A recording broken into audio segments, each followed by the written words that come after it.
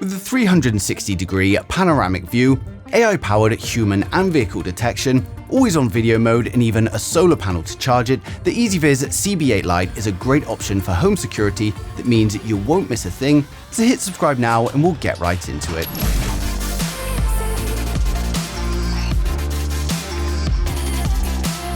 So here we have the EZViz CB8 Lite, a battery-powered camera that can rotate, tilt, and track humans in vehicles to make sure if something happens, then you get it on video. It's powered by a 5200 mAh battery, which makes it much easier to install as we don't have to worry about any permanent wiring, and you can also get the additional solar panel to charge it with sunlight. And of course, we've got Wi-Fi for the internet, which also supports Wi-Fi 6 networks. Now I've decided to install mine here to cover my driveway, but with the included bracket, you can wall mount it, ceiling mount it, or even mount it to a pole. Now one of the camera's main advantages is its ability to pan 340 degrees and tilt 80 degrees, and this can be done manually, or you can also have it track people in vehicles, but it also comes with a great application packed full of features to keep your home secure. And then we also get the choice of whether we want to record the footage onto your own SD card, which is completely free, or you can sign up to use their cloud service if you'd rather have your data saved in the cloud. Now I'm a fan of the EZViz application and I've been using their app for years now, and they offer a lot of smart home products, which means you can have everything managed in one app. Like you can see here, I've got the camera, my doorbell, and even the RS20 Pro robot vacuum cleaner. And when you open up the app, you're greeted with a list of all your smart home devices. So if we open up the camera, you can see I've got a live feed that I can view, and as well as that, I've got the recorded events below it. Now if we press on the preview, you can see it shows me the battery percentage, the forward arrow allows you to share with friends or family, and then we've got the settings, which we'll go into more detail on shortly. Now on the bottom side, we've got the ability to pause the view, disable audio, enable the microphone for two-way communication, or use the pan and tilt joypad to position the camera exactly where we want it to look. Now the events listed below can be pressed to play them back. We've also got the option to switch between the event view and the clip view. Then below that, we've got an option for a screenshot. You can start a manual video recording. We've got the PTZ joypad shortcut again. We've got a talk button to enable two-way communication, a definition button to switch between Quad HD, Full HD, and high definition. We've got an alarm button to manually set off the alarm.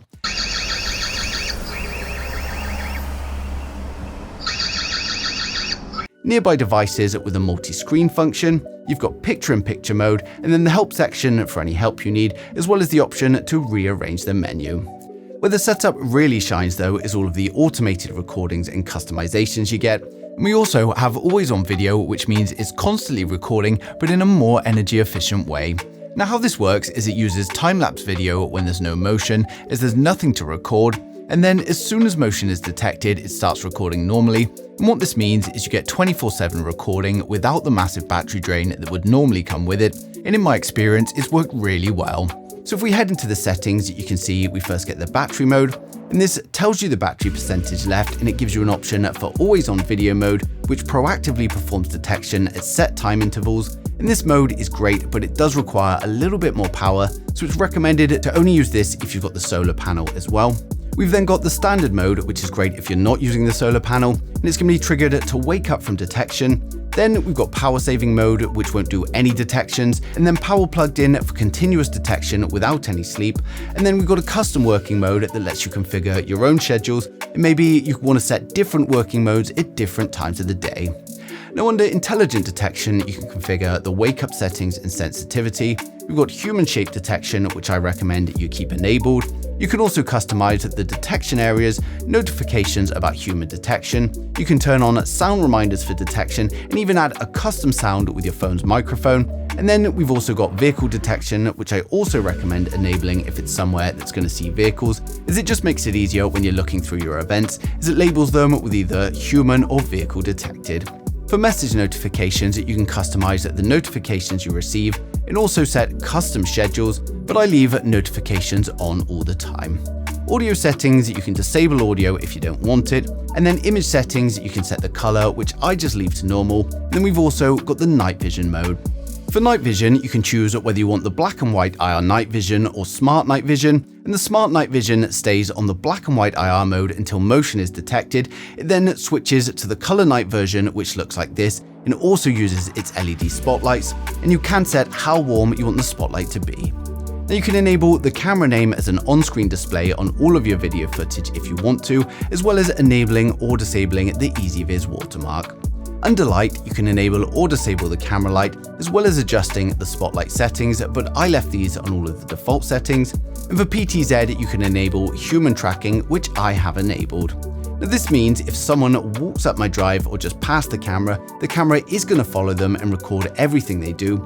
So if you have a wide area to cover, then I highly recommend enabling this. And of course, when it's finished tracking them, it just returns to its default position. In a recording list, you can set event recording, 24-hour recording, or the always-on video recording, and under privacy settings, you can enable encryption. Network settings is of course for your Wi-Fi details, and then device information, it just gives you all of the information about the camera, including a user guide.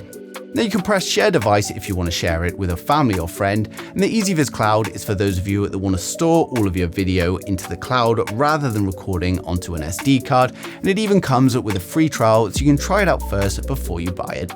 Now another great feature of the app is that if, like me, you've got multiple cameras set up from EZViz, you don't have to manually go through each one to check the video footage. And if we head back to the main page, we've got this library section.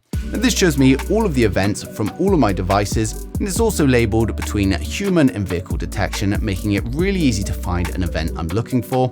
We can also switch between the days at the top menu. We've even got a filter to filter by devices or human and vehicle detection.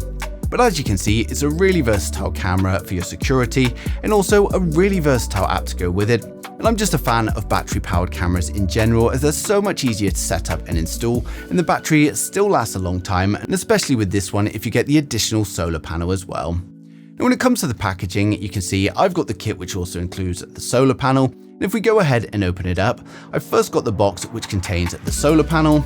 Underneath that, I've got the manuals, documentation and guides. Next, I've got the CB8 Lite camera itself, followed by a box which contains a USB cable to charge, screws and plugs to mount the camera, more documentation and drill templates, and then we've got the wall mount for the solar panel. Now, of course, for those of you that want to check it out and start protecting your home today, of course, I've placed a link down in the description below, so you can go ahead and check that out now. And hopefully I've covered everything about the device, features, and how to use it in today's video. But if there is anything I've missed or you've got any questions at all, then just ask them in the comments and I'll get back to you as soon as I can. But thanks for watching the video, and don't forget to subscribe to stay up to date with the latest tech.